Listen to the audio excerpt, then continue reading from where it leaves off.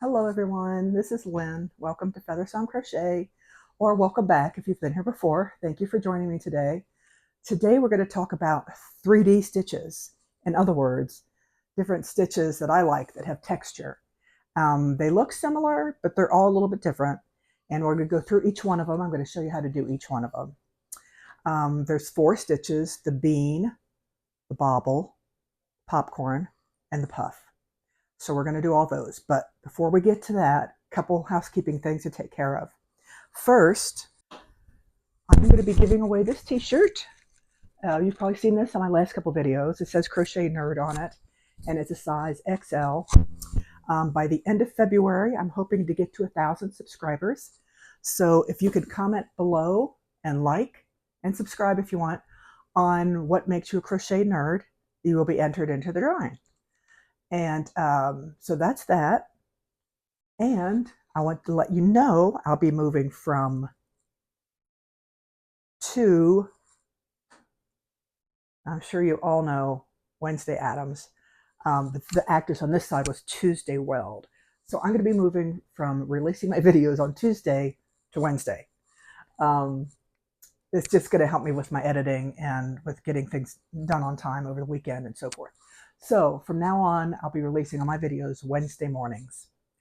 So that's that. And the last thing is, stay tuned till the end because I will have some more pro tips on decreasing hand pain. So with that being said, let's get started on our stitches. Okay, the first one we're going to do is the bean stitch. Now this one is the least textured of the stitches and probably the easiest one. And I want to let you know that all this yarn, I have different color yarn, but it's all Premier worsted weight anti-pilling yarn. And I'm using a size 5 hook. So this is the bean stitch right here. It's really cute. And as you see when we do the video, it turns out kind of crisscrossy. So it makes a really cool pattern. Okay, we are starting with the bean stitch. So what I did was I did a foundation row 20, and then when I turned it, I did a single crochet all the way across, and then on the way back I did the bean stitch, 3rd row. You got to chain 1 and turn, and now all the rows are going to be the same from the 3rd row on. There's not a back or front to this. They're going to look the same from both sides, pretty much the same. I mean, I think you'll be able to tell the front from the back, but they're almost the same. So here we go. We're going to single crochet into this stitch right here at the very end, okay, to have the border. And now to make the bean, you're going to go in this hole here. Here's the bean stitch that we did the 1st row. Now this stitch up here is kind of tight, but this one is looser and bigger. So we're going to go in there. We're going to do a single crochet and yarn over, another single crochet, yarn over, another single crochet until you have 6 loops on here. 1, 2, 3, 4, 5, 6. And then you're going to reach up, pull it through, and then tie it off. And what makes it lean is you're going to go into the next top of the bean stitch here, not this one, not this tight one, but the next one. So you're going to go in, single crochet, yarn over, single crochet, yarn over, 3rd time. You have your 6 stitches. You're going to pull through, tie it off at the top, and move to the next stitch.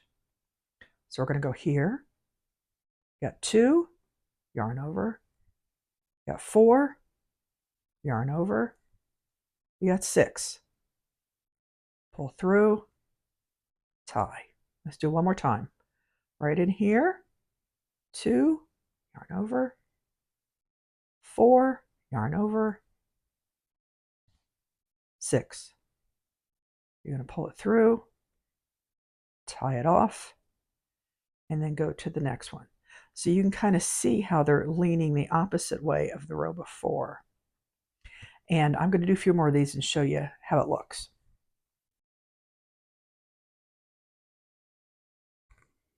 Okay, when you get to the end of that row, you're going to go in this top last stitch right here and just do a single, chain one, and turn your work. Okay, so this is the first 2 rows. I'm trying to get away from the light here. There's your first 2 rows of your bean stitch. And you just keep going back and forth. Do the bean back and forth, chain one and turn, chain one and turn. So doesn't that turn out pretty? And it's a little bit squishy. Okay, the next stitch we're going to do is called the puff stitch. And you can see it's much puffier than the bean stitch. And also on this and the next 2, there's a back and a front to these stitches. On the bean stitch, it's reversible. So you could see here, I did right together. Here I separated them with a stitch in between, just so it won't eat up as much yarn. Each of these puff stitches is 17.5 inches. I measured it, each stitch. When I pulled it out, I measured it. The puff stitch is 17.5 inches. So it takes a little bit of yarn. The bean stitch was 9 inches per bean. So let's get to the puff stitch. Okay, so in this puff stitch, what you're going to do, now you're on your 3rd row. Okay, you're going to yarn over, stick it in this next stitch from the end, pull through. You're going to yarn over, pull through. Remember to kind of pull up on them as you're doing this, or else it's going to be really tight on your hook. Let's see, I lost count. 1, 2, 3, 4, 5, 6, 7, 8. Okay, I think one more, because you yarn over and go through 5 times, and you'll have 11 loops on your hook. Okay, and then you're going to pull through, and instead of tying off like we did on the bean stitch, we're going to go in the next stitch and single crochet, pull it, and that kind of pops it out on this side. Okay, and you can either start it in the next stitch, or what I did a single crochet, so that if you don't skip a stitch, they're going to be really close together like these. If you do skip a stitch, they're going to have a little space between them like these. So that saves you a little bit of yarn. So I do another space between, but let's try another one. So you're going to go, and you're going to yarn over, go in the stitch, pull it through. And this is 2, 3, 4, and 5. These are all in the same stitch. Now there should be 11 on your hook. You're going to pull through and go in the next stitch, single crochet, and kind of pull it tight so that it pops out through the other side. Okay, and then again, I'm going to single crochet in this one. You don't have to. You can go right into your puff stitch on the next one, but I'm just creating a little more space between mine. You can see how on this row, I didn't put a stitch between, and now I am on this row. So it's going to be a little bit staggered, which I think is kind of a cool look. Okay, let's do it again. Yarn over. Where am I? Okay, go through. That's 1, 2, 3, 4, 5. Okay, so you have 11 on your hook. Go to yarn over, pull through. Go into the next stitch, single crochet, and tighten it so it pops out. Isn't that beautiful? I like these. I like the way they turn out. Single crochet in the next stitch. Let's do one more together because I think my focus on this is getting kind of weird. So we're going to do 1, 2, 3, sorry about that. 4, 5. Delivery man. Okay, pull that through. Single crochet in this stitch. Oh, hush. Okay, now I'm going to go to the end of the row and I'll show you how to turn and complete the second row in this 2-row repeat. Okay, we're at the end of our row. You're going to do a single crochet in end stitch here, chain 1, and turn. Now, going across, isn't that nice? Going across, we're going to do single crochets all the way across because this is the second row repeat. So we're going to do single. Now, at the top of this stitch, you're going to go, you see that right in the top. So just don't skip any stitches. Just single crochet all the way. Whoopsie. Across the top.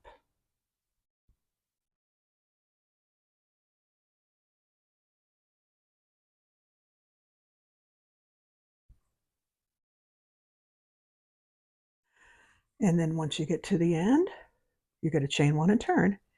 And then again, start your, excuse me, start your puff stitch. So I hope that makes sense. I hope you're able to see that. I'm having a little trouble with my lighting today. There we go. So you're going to single crochet. So your 2-row repeat is single crochet and then the puff stitch. Single crochet and then the puff stitch. And it will turn out beautiful. And I like leaving that space between so it doesn't take up as much yarn. And then you could either do them in a row or you could stagger them, which also looks cool. Okay, wasn't that fun? Our next stitch is the bobble stitch. Now this is just a little bit more puffier than the last one. And again, there's the back of it. And these are all 2-row repeats.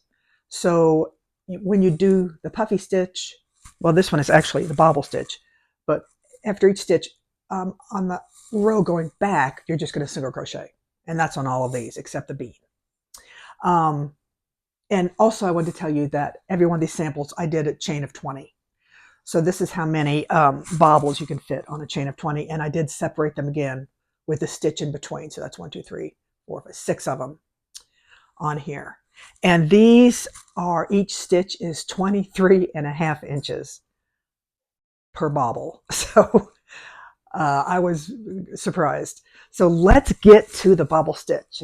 Okay, on this one, you did your chain 1 and turn. So you're going to go into this stitch here. You're going to yarn over like you did, but we're going to actually make a double crochet, starting a double crochet, but you're only going to pull through 2. Okay, yarn over, go through, pull up. You're going to go through 2 again. Yarn over, same stitch, pull up, yarn over, go through 2 again. And one more time, yarn over, pull through 2.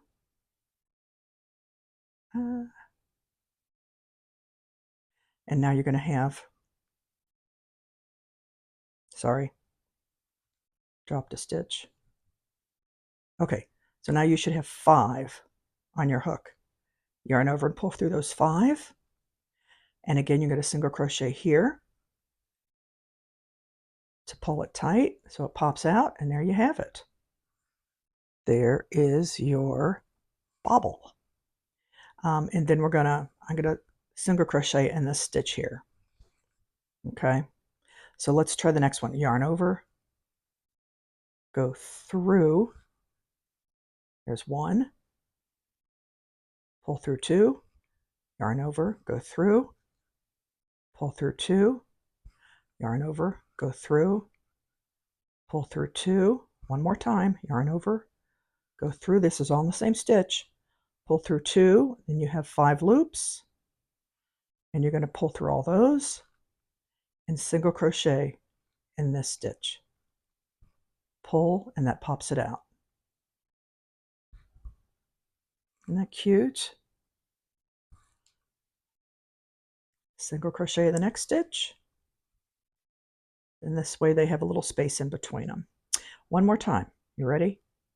Yarn over, go through, pull up. You have 3, you're going to pull through 2. Yarn over, go through the stitch, pull up. You've got 4, you're going to go through 2. Yarn over in the stitch, pull up, go through 2. One more time. Pull through 2 until you have those 5 loops. Pull through those, go into the next stitch, single crochet. Okay, that's it. I will meet you at the end. Okay, you get to the end of your row. You either do a stitch in that last stitch or a single crochet, and then chain 1 and turn. And you just, now in this row, you're going to do all your single crochets. Remember to get each stitch in there, single crochet in each stitch. Okay, last one coming up. Our last stitch is the popcorn stitch. Again, they look similar, but the designed and pulled together, they each look a little bit different. Again, here's the back. Now the popcorn stitch is probably the hardest one. I mean, it's not real hard. These are all like advanced beginner stitches, but each stitch in the popcorn is a whopping 31 inches per popcorn. So that, again, that surprised me. I didn't think it was going to be that much yarn, but this is the lovely popcorn stitch. So let's get to this one. Okay, you ready for the last one? The popcorn stitch. It's even more big and beautiful than the last one. Very squishy. All right, same thing. It's 2-row repeat. You're going to do your foundation chain, your single crochet, your popcorn stitch, and then single crochet again. So the repeat is single crochet, popcorn, just like on the other 3 we did, just like on the bobble and the puff. Okay, so here we go. Now this time, okay, let's single crochet in this first stitch here. Okay, you're going to do 5 double crochets in the same stitch. 2, 3, 4, and 5. Okay, now from here, okay, can you see how we've got 1, 2, 3, 4, 5 stitches? You're going to take your hook out. You're going to count down. Well, that's the 1, 2, 3, 4, 5. You're going to go in this 5th one. You're going to reconnect with the one where you took your hook out of, and you're going to slip stitch and pull it through. This is probably the hardest one. And what that does is that creates the bobble, and then you're just going to single crochet in the next stitch. Okay, let's do it again. So in actuality, it's not hard except for the last step, because you're just going to do 5 double crochets in the same stitch. Almost kind of like a shell stitch in a way. Let's see, how many was that? I was talking, I lost count. 1, 2, 3, 4. One more.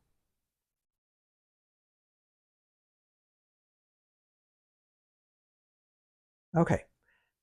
Take your hook out. You count down 1, 2, 3, 4, 5. So this one is a little bit more labor intensive. Grab that loop, pull it through, slip stitch, pull it, and single crochet in here. See how that pops out?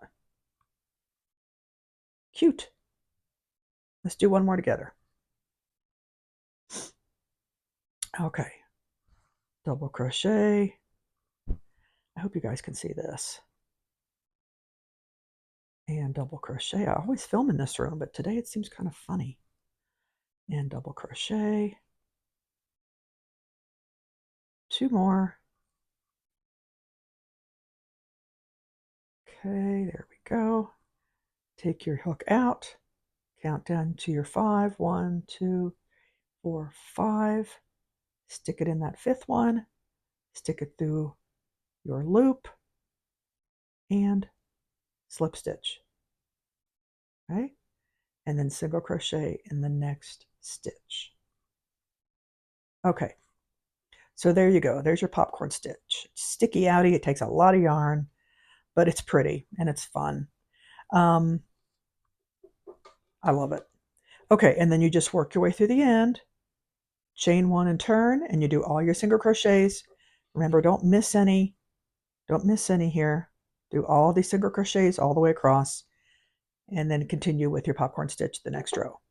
So if you have any comments below, any questions on any of these, let me know. I will answer them best I can. I hope you're able to see with my strange lighting I have in here today. Maybe I need to film earlier in the morning. All right, I hope you guys had a fun time learning all those stitches. I love them all. I love the squishy texture of all those different 3D stitches. So lastly today, I want to talk about tips for decreasing hand pain. As I've said in my previous videos, I'm a retired occupational therapist. I worked with all kinds of patients for 33 years, a lot of them with arthritic hands, hand injuries, just a variety of diagnoses. And so I thought today we would talk about heat. Now there's a few different kinds. The easiest one would be to get a heating pad like so, and then just put it on. I wouldn't put it on high. I'd put it on medium, and you could just put your hands on it, wrap them up a little bit, and about 20 minutes. And that will, like right after you crochet, if your hands are hurting. You could do one hand or both hands. That's just your basic heating pad. Now, if you want to go a little bit step up and a step further, you can buy a paraffin container and buy the wax and all that. And I'm not going to give a whole lot of instruction on this because each thing has its own set of instructions, but I want to tell you, you have to dip several layers on your hand. And there's some contraindications, you know, if you can't do it, like if you have numbness, if you have an open sore, stuff like that. But the paraffin dip feels really good on your hand. So after you dip it a few times, you'll wrap it in like saran wrap.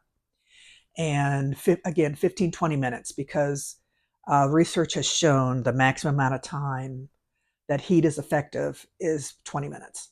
So leave that on, leave that wax dip on, paraffin dip on for about 20 minutes.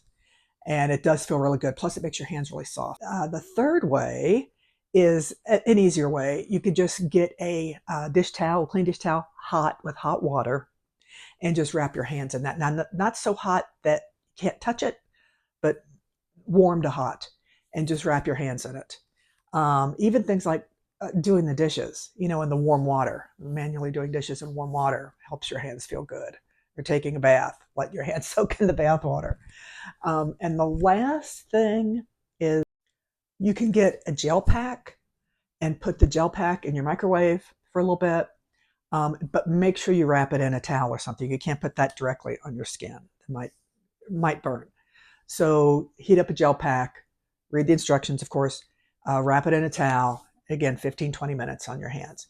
So those are the heat modalities, as we say in the biz, of different ways to decrease hand pain and to make them feel good. Now, again, it's short term. It's not a long-lasting effect, but it does feel good for the time being, and you know, maybe 2 or 3 hours afterwards, you know, depending on each person. So that's that. I hope you enjoyed today's video. I hope you learned a couple things. And as always, I will see you next week on Wednesday. Bye-bye, everybody.